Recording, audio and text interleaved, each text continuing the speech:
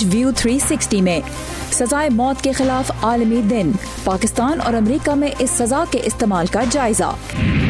अमेरिकी tech industry का एक पाकिस्तानी एंटरप्रेन्योर जो अपने हमवतनों को आगे लाने में कोशा है, और 150 साल पुरानी एक मार्केट जहां अमेरिकी और तारिकीन वतन मिलकर कारोबार कर रहे हैं।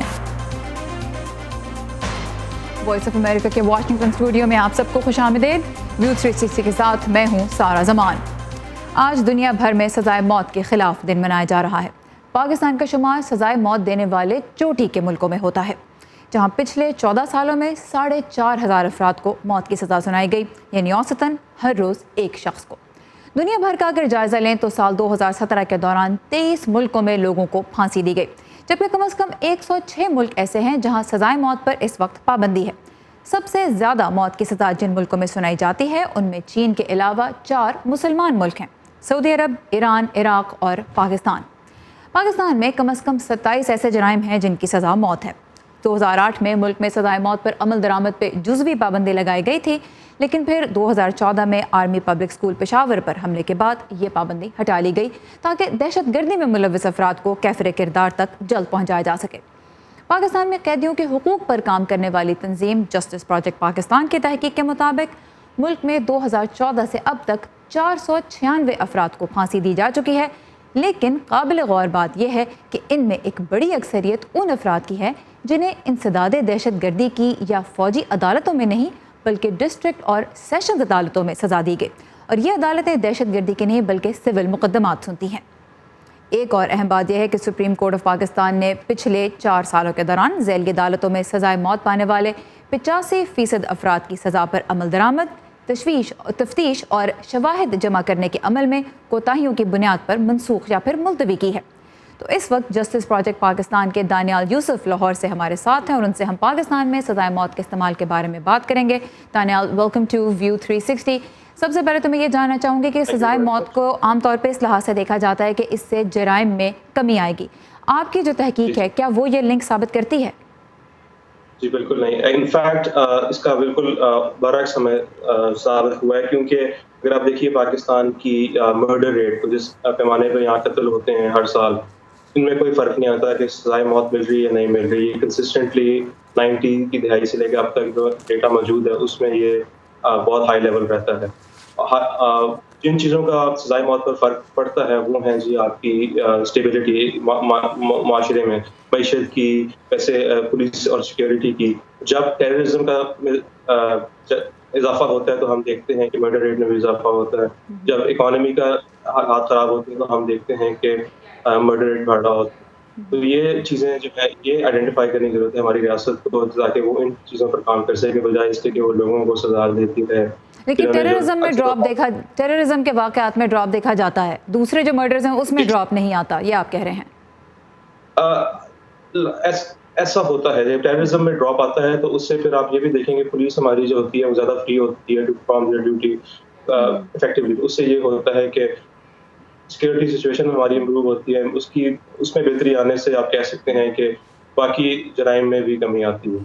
बट एक थोड़ी सी मैं यहाँ पे मज़ीद थोड़ी सी वजाहत चाहूँगी दानियाल, के क्या दहशत गर्दी के वाक़यात में कमी की वजह से सजाए मौत के वाक़यात में कमी आती है, या सजाए मौत होने की वजह से दूसरे दहशतगर्द जो हैं वो कह लीजिए कि फिर पीछे हटते हैं और ऐसे वाक़यात नहीं होते? ये क्लैरिफिकेशन अगर आप दे सकें। अच्छा सवाल है आपका। हमने जो नोट की है इंफॉर्मेशन वो थी एक तरफ हमारे मर्डर रेट जो पुलिस इकट्ठे करती है, दूसरी तरफ हमने उसको कंपेयर किया इंसिडेंट्स ऑफ टेररिज्म जिसमें टेररिज्म में लोग मारे जाते हैं। तो ये दो मुख्तलिफ डेटा सेट्स हैं, इनका आपस में ये नहीं है। तो हमने ये नोटिस किया है कि जिस साल टेररिज्म बढ़ती है तो उस साल मर्डर भी बढ़ता है। लेकिन आपको मैं बात क्लैरिफाई करना चाहूँ कि ये हमने सबूत कोई वाज़ेह तौर पे नहीं की, हमने बस एक रिलेशनशिप दिखाई है जो आपको इंफॉर्मेशन इंटरेस्टिंग है for the government to look it. ठीक है, अब जहाँ तक पाकिस्तान की बात है, वहाँ दीनी और कानूनी दोनों एतबार से सजाए मौत जो है वो काबिल कबूल है, लोगों के लिए एक सिस्टम का एक हिस्सा है। तो जब इसके इस्तेमाल की मुखालफत की बात की जाती है तो क्या बुनियाद फिर बनती है उसकी? जी बिल्कुल। अब जैसे कि आप रिपोर्ट हमने निकाली है, उसकी जो ऑडियंस है वो लोग नहीं है जिनके नज़दीक सजाए मौत इखलाकी तौर पे एक नाकाबिले कबूल चीज़ है। ये उन लोगों के लिए है जिनके लिए सजाए मौत का एक मकसद है, उनके लिए एक माशरे में इससे बेहतरी آ سکتی ہے، جو سمجھتے ہیں کہ سزائے موت انصاف کا ایک اہم پہلو ہے۔ یہ آپ کو آواز آ رہی ہے؟ جی جی بالکل جی تو ہم ان کو یہ دکھانا چاہ رہے ہیں کہ اس ملک میں جو سسٹم ہے، جو اس میں پھانسی کیسے دی جاتی ہے۔ اس میں پھانسی ان افراد کو ملتی ہے جو بہت غریب ہوتے ہیں، جن کے پاس وکیل رکھنے کی صلاحیت نہیں ہوتی، جن کو پھر بہت ہی ناقص کارکردگی دکھانے والے اسٹیٹ کی طرف سے اپوائنٹڈ وکیل ملتے ہیں، جو ملتے بھی نہیں اپنے کلائنٹ سے۔ اس سے پہلے جب اریسٹ ہوتے ہیں انسان، تو ان کو پولیس اریسٹ کرتی ہے بغیر کسی ثبوت کے۔ وہ لوگوں کو ٹارچر کرتے ہیں، وہ لوگوں پھر الزام لگا کر ان کو پیش کر دیتے ہیں جج کے سامنے۔ اکثر اوقات جن لوگوں کو جج کے سامنے لے کے جاتے ہیں ان کو خود معلوم نہیں ہوتا وہ کس جرائم میں پکڑے گئے ہیں۔ تو آپ یہ دیکھیے کہ اس کا ثبوت جہاں سے آتا ہے کہ جب ہم نے رپورٹ نکالی ہے، اس میں یہ دکھایا گیا کہ 85% جو سزائے موت کے لوگوں کو سزا سنائی دی جاتی ہے، وہ ان کے جو ہے سپریم کورٹ میں جب کیس آتے ہیں تو وہ ان کی سزا دریافت ہوتا ہے کہ غلط بیسس پہ دی گئی تھی، کہ اس میں انویسٹیگیشن صحیح نہیں ہوئی تھی، اس میں موٹیو اسٹیبلش نہیں کیا ہوتا۔ ٹھیک، ہزار قسم کے نقصانات ہوتے۔ جی آپ ہاں، اور جس طرح آپ کے ڈیٹا نے شو کیا اور جو ہم ایویڈنس بھی دیکھ رہے ہیں کہ بیسکلی سزائے موت کے لیے ضروری یہ ہے کہ جو انصاف کے تقاضے ہیں وہ مکمل کیے جائیں، وہ پورے کیے جائیں، اس کے بعد یہ سزا ملے۔ اور جو صورتحال ہم دیکھ رہے ہیں اس میں یہ ہے کہ جیسے 85% کیسز سپریم کورٹ نے ہی اوور ٹرن کر دیے کیونکہ تفتیش کے عمل میں یا شواہد جمع کرنے میں مسئلے آئے تھے۔ تو انصاف کے تقاضے پورے کرنا جو ہے وہ اس لحاظ سے سب سے ضروری ہے۔ دانیال یوسف جن کا تعلق پروجیکٹ جسٹس پروجیکٹ پاکستان سے ہے، ہمارے ساتھ ہے۔ دانیال، آپ کے وقت کا بہت شکریہ۔ جی بہت شکریہ۔ اور پاکستان کی جو صورتحال ہے سزائے موت کے حوالے سے، اس کی تو ہم نے بات کی۔ امریکہ میں کیا صورتحال ہے اس کے بارے میں تفصیل لے کر آئے ہیں ہمارے ساتھی ندیم یعقوب۔ تو ندیم، یہ بتائے گا کہ امریکہ میں بھی تو ڈیتھ پینلٹی ہے، یہاں پہ کیا صورتحال ہے؟ سارا مغربی ممالک میں امریکہ واحد ملک ہے جہاں گناؤنے جرائم کے لیے سزائے موت اب بھی دی جا رہی ہے۔ صرف اس سال کے دوران 18 افراد کی سزائے موت پر عمل درآمد ہو چکی ہے۔ امریکہ کی 50 میں سے 19 ریاستوں میں سزائے موت پر پابندی ہے۔ باقی 31 ریاستوں میں چند ایک ایسی ہیں جہاں صرف قتل جیسے جرائم کے لیے سزائے موت دی جاتی ہے۔ 11 ریاستوں میں پچھلے ایک عشرے میں کسی کو موت کی سزا نہیں دی گئی۔ امریکی سپریم کورٹ نے 1976 میں سزائے موت کو بحال کیا تھا۔ تب سے اب تک امریکہ بھر میں 1483 افراد کی سزائے موت پر عمل درآمد ہو چکی ہے۔ پچھلے 10 سالوں کے دوران امریکہ میں سزائے موت پر عمل درآمد میں کمی آئی ہے۔ انسانی حقوق کی بین الاقوامی تنظیم ایمنسٹی انٹرنیشنل کی کوشش ہے کہ امریکہ کی تمام ریاستوں میں یہ سزا ختم کر دی جائے۔ امریکہ میں سزائے موت کے خلاف اس میں کوئی شک نہیں کہ اب امریکہ میں اس موضوع پر ہونے والی بحث جانبدار نہیں رہی، اور مختلف پس منظر رکھنے والے لوگوں کی جانب سے ایسے دلائل سامنے آ رہے ہیں کہ کوئی ریاست سزائے موت کی ذمہ داری کیوں اٹھائے جبکہ اس کا کوئی فائدہ بھی نہیں۔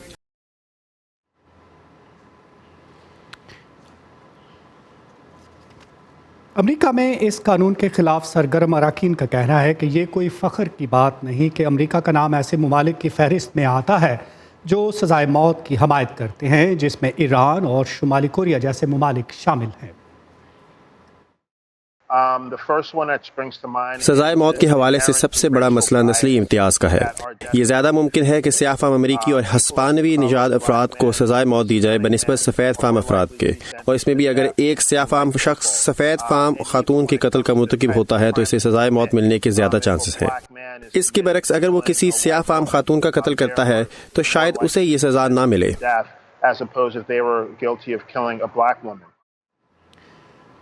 اعداد و شمار سے معلوم ہوتا ہے کہ امریکہ میں ٹیکساس، کیلیفورنیا، فلوریڈا اور الاباما میں سزائے موت زیادہ دی جاتی ہے۔ یہ سزا پانے والوں میں اکثریت سفید فام ہے۔ جی سر، ندیم یعقوب ہمارے ساتھ ہیں۔ Nadeem, thank you for the details. اقوام متحدہ کے لیے امریکی سفیر نکی ہیلی نے اپنے عہدے سے دستبردار ہو کر واشنگٹن میں ایک نیا تہلکہ مچا دیا ہے۔ ہیلی ٹرمپ انتظامیہ سے علیحدہ ہونے والی 24ویں اعلیٰ اہلکار ہیں۔ وہ خارجہ پالیسی کے میدان میں ایک نمایاں قدامت پسند آواز بن کر ابھری۔ انہوں نے وائٹ ہاؤس کے کئی متنازع فیصلوں کا بھی دفاع کیا، جیسے امریکی سفارت خانے کی یروشلم منتقلی، فلسطینی پناہ گزینوں کو امداد کی معطلی اور انسانی حقوق کی کونسل سے امریکہ کی علیحدگی۔ لیکن صدر ٹرمپ کے برعکس نکی ہیلی روس کی ایک بڑی ناقد بھی تھیں۔ ان کے استعفے کی وجہ اب بھی واضح نہیں۔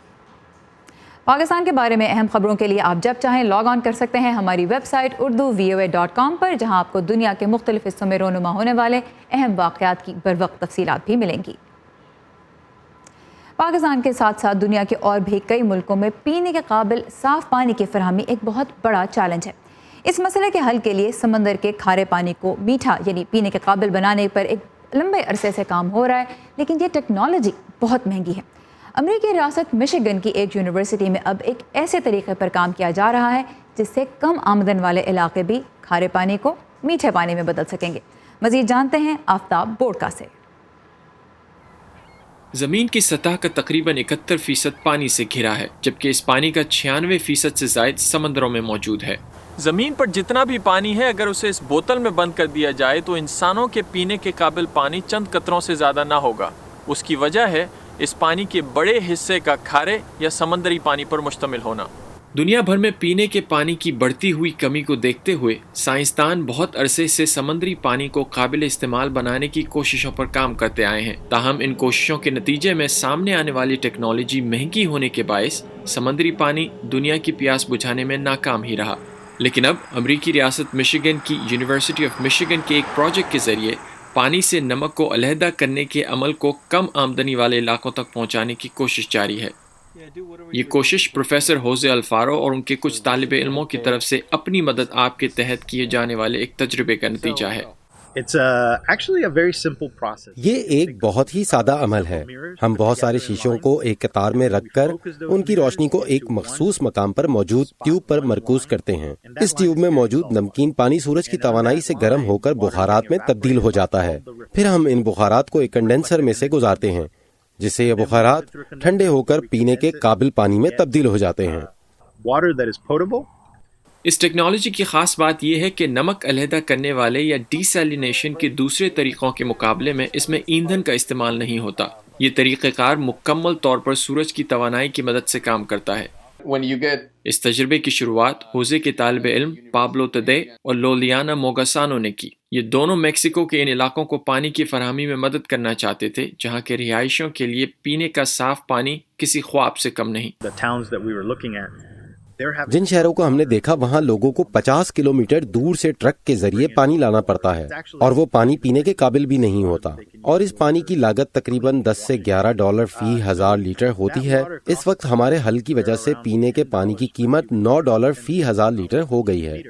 فی الحال اس پائلٹ پروجیکٹ کو میکسیکو کی یونیورسٹی آف سنورا کے ایک کھلے میدان میں روزمرہ کی بنیاد پر چلایا جا رہا ہے، اور دونوں تعلیمی اداروں کی کوشش ہے کہ اس ٹیکنالوجی کو بڑے پیمانے پر مزید شہروں میں چلا کر اس عمل کی مالی لاگت مزید کم کی جائے۔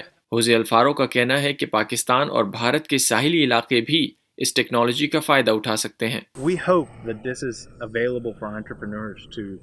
ہم امید کرتے ہیں کہ یہ ٹیکنالوجی کاروباری ذہن کے افراد حاصل کریں اور اسے ایک پانی کے ادارے کی طرح چلائیں۔ ہم ایسے لوگوں کی مدد بھی کریں گے، اور پھر کمیونٹی کو بھی اس کی ذمہ داری اٹھانی ہوگی تاکہ اس ٹیکنالوجی کی دیکھ بھال بھی کی جائے۔ پاکستان جیسے ممالک جہاں اربوں ڈالر کی لاگت سے ڈیموں کی تعمیر کی طرف توجہ دی جا رہی ہے، وہیں ڈی سیلینیشن کی یہ کم لاگت والے منصوبے نہ صرف پسماندہ علاقوں کو فوری طور پر صاف پانی فراہم کر سکتے ہیں بلکہ حکومت پر ان علاقوں کی انحصاری بھی کم کر سکتے ہیں۔ آفتاب بورڈکا، اردو VOA، این آربر، مشیگن۔ امریکی ریاست فلوریڈا کو اس وقت ایک بڑے طوفان مائیکل کا سامنا ہے۔ طوفانوں کی شدت کا اسکیل 1 سے 5 تک ہوتا ہے، اور اس میں 4تھے درجے کا یہ طوفان اپنی پوری شدت کے ساتھ آج ریاست کے شمال مشرقی علاقے سے ٹکرانے والا ہے، جو اس سے پہلے کبھی اتنے بڑے طوفان کی لپیٹ میں نہیں آیا۔ مائیکل اپنے ساتھ 150 کلومیٹر فی گھنٹہ تک کی ہوائیں اور تیز بارشیں لا سکتا ہے۔ انفیکٹ بارشوں کا سلسلہ شروع ہو چکا ہے، اور سیلاب کے خدشے کے پیش نظر ریاست میں ایمرجنسی نافذ ہے، جبکہ لاکھوں لوگوں کو محفوظ مقامات پر منتقل ہونے کی بھی ہدایت کر دی گئی ہے۔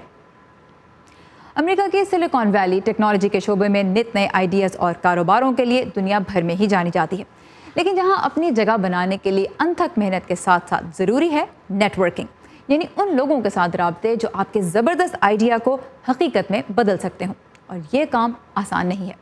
صبا شاہ خان آج ہماری ملاقات کروا رہی ہیں ایک ایسے پاکستانی سے جس نے سلیکان ویلی میں نام کمایا اور اب اپنے ہم وطنوں کو نیٹ ورکنگ کے ذریعے آگے بڑھنے میں مدد دے رہا ہے۔ سلیکان ویلی میں کامیابی کا مطلب ہے کہ آپ نے اپنے آپ کو دنیا بھر میں منوا لیا، کیونکہ یہاں موجود کمپنیوں کی وجہ سے سلیکان ویلی کی مالیت پوری دنیا سے زیادہ ہے۔ Ghufran Ahmed tech company Oracle کے وائس پریزیڈنٹ ہیں۔ ان کی رائے میں سلیکان ویلی میں کامیابی کے لیے اس کے کلچر کو سمجھنا ضروری ہے، اور سلیکان ویلی میں کلچر بہت سادہ ہے۔ اگر آپ کے پاس آئیڈیا ہے یا آپ کے پاس نالج ہے، آپ کو انٹرسٹ ہے، آپ اس کو ایکسپلین کر سکیں، آرٹیکولیٹ کر سکیں، لوگ یہاں پہ سننے کے لیے تیار ہیں۔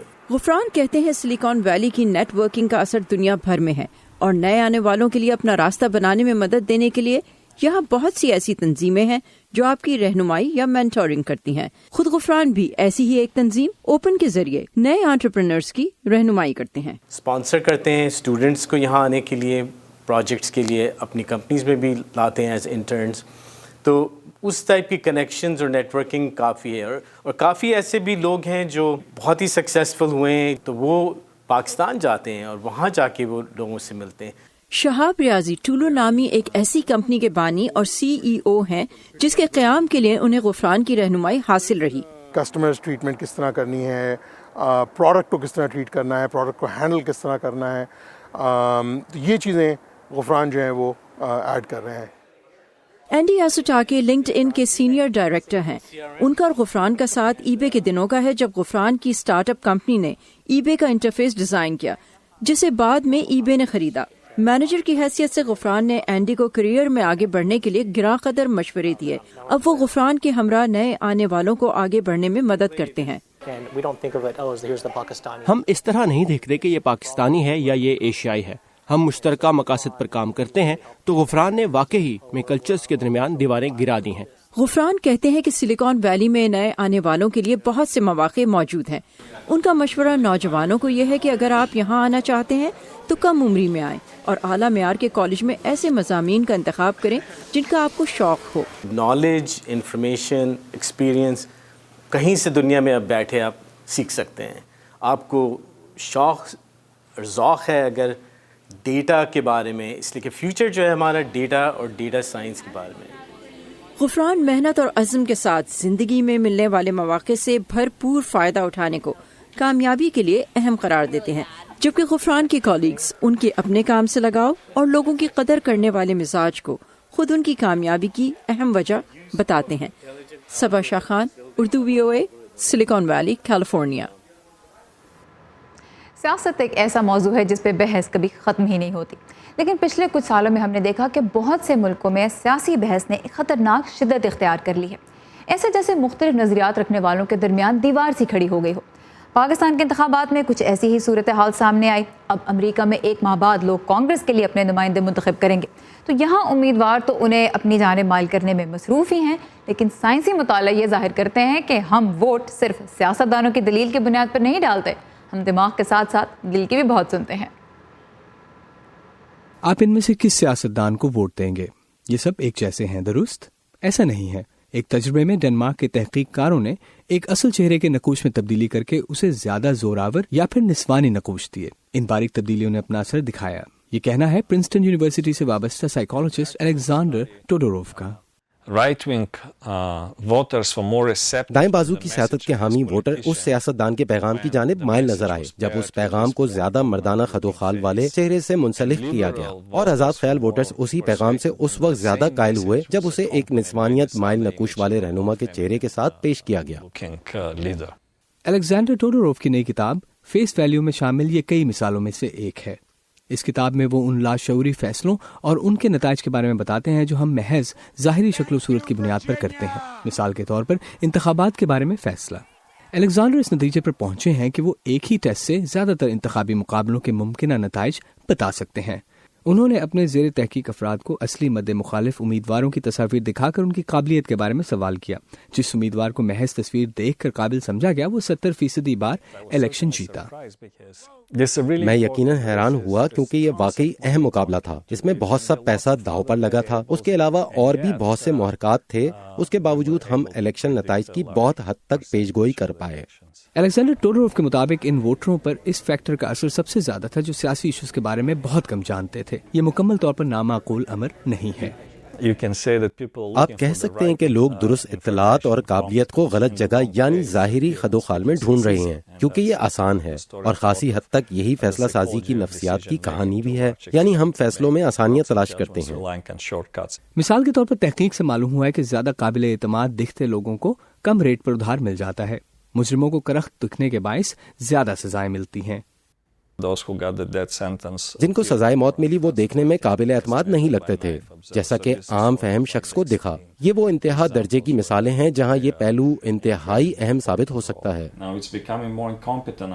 گو کہ یہ ابتدائی تصورات اکثر غلط ثابت ہوتے ہیں، ٹوڈروف کہتے ہیں یہ عمل تیز اور خودکار ہوتا ہے۔ یہ انتہائی مشکل ہے کہ لوگوں کو ایسا کرنے کی تربیت دی جا سکے۔ میرے خیال میں یہ سب سے بہتر نسخہ ہے کہ لوگوں کو مختلف نوعیت کی معلومات استعمال کرنے پر مائل کیا جائے، لیکن یہ کہنا آسان ہے۔ ووٹروں کے لیے امیدواروں کے بارے میں جاننا محنت طلب کام ہے، لیکن ان کا کہنا ہے کہ باخبر ووٹر ابتدائی خیالات پر ذہن نہیں بناتے۔ اسٹیو باراگونا کی رپورٹ کے ساتھ امان اظہر، اردو VOA۔ انگریزی میں کہتے ہیں first impression is the last impression, جو پہلا تاثر بنتا ہے وہی حتمی تاثر بھی ہو جاتا ہے۔ Very interesting. امریکہ میں بڑے بڑے سٹورز ہر جگہ نظر آتے ہیں جہاں ضرورت کی ہر شے ایک ہی چھت تلے مل جاتی ہے، لیکن اب اس ملک میں لوگوں کی ایک بڑی تعداد پھل اور سبزی خریدنے کے لیے فارمرز مارکیٹس کا رخ کر رہی ہے، جہاں مقامی کسان اپنی پیداوار خود بیچنے کے لیے لے کر آتے ہیں۔ امریکی ریاست منیسوٹا میں 150 سال سے ایک فارمرز مارکیٹ لگ رہی ہے، جہاں آج امریکیوں کے ساتھ ساتھ تارکین وطن اور پناہ گزین بھی سٹالز چلا رہے ہیں۔ آئیے دیکھتے ہیں۔ یہ سینٹ پال فارمرز مارکیٹ میں ہفتے کی ایک مصروف صبح ہے۔ مقامی طور پر اگنے والے فروٹ اور سبزیوں کے علاوہ پنیر، گوشت، شہد اور دیگر اشیاء یہاں رہنے والوں کے لیے کشش کا باعث ہے۔ مجھے یہاں سے فریش اشیاء خریدنا بے حد پسند ہے، اور مجھے ان لوگوں سے جو میری خوراک اگاتے ہیں ملنا بہت اچھا لگتا ہے۔ اس مارکیٹ میں ایسے دکاندار بھی ہیں جن کے آباء و اجداد ایک صدی سے زیادہ عرصے سے سبزی اور پھل بیچنے کا کاروبار کرتے رہے ہیں۔ میرا خاندان جرمنی اور ڈنمارک سے یہاں آ کر آباد ہوا تھا۔ میرے والد بھی یہی کاروبار کرتے تھے اور ہماری کم از کم 4 نسلوں کا یہی روزگار رہا ہے۔ یہ مارکیٹ 1856 میں بنائی گئی تھی، یعنی منیسوٹا کو ریاست کا درجہ دینے سے 4 برس قبل۔ بہت عرصہ پہلے اس مارکیٹ کے بیشتر دکاندار وہ لوگ تھے جو شروع سے منیسوٹا آ کر آباد ہوئے تھے۔ آہستہ آہستہ تبدیلیاں آتی گئیں۔ اس وقت یہاں صومالی کاشتکار بھی موجود ہیں۔ اس کے علاوہ ہمونگ بھی ہیں، ایک روسی فیملی بھی ہے جس نے رواں سال یہ کام شروع کیا ہے، اور ایک انڈین خاتون دکاندار بھی ہیں۔ اس طرح سے یہاں تقریباً پوری دنیا کی نمائندگی ہے۔ میرا تعلق یہاں آ کر بسنے والے میرے خاندان کی دوسری نسل سے ہے۔ میرے والد لوئس سے آئے تھے۔ میں تھائی لینڈ میں پیدا ہوئی۔ ہم اس مارکیٹ میں گزشتہ 30 برس سے کام کر رہے ہیں۔ میں 1997 میں نیپال سے آئی تھی۔ میں خام شہد بیچتی ہوں۔ میں صومالیہ سے آئی ہوں اور میں نے رواں سال اس مارکیٹ میں کام کرنا شروع کیا ہے۔ میں مختلف قسم کی مرچوں والی چٹنیاں بناتی ہوں۔ یہاں پر آنے والے گاہک دکانداروں کی متنوع نسلی پس منظر اور ان کی بنائی ہوئی اشیاء کو سراہتے ہیں۔ کیرول پیئرسن کے ساتھ شہناز نفیس، اردو VOA۔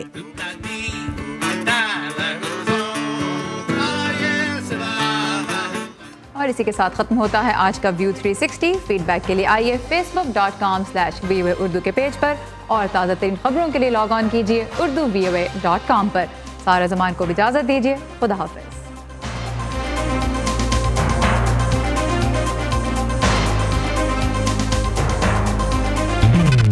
تازہ ترین خبریں، اہم واقعات، آڈیو ویڈیو رپورٹس اور تجزیے دیکھنے، سننے اور پڑھنے کے لیے ڈاؤن لوڈ کیجیے VOA اردو کی نئی ایپ۔ خبریں اب ہر وقت آپ کی مٹھی میں۔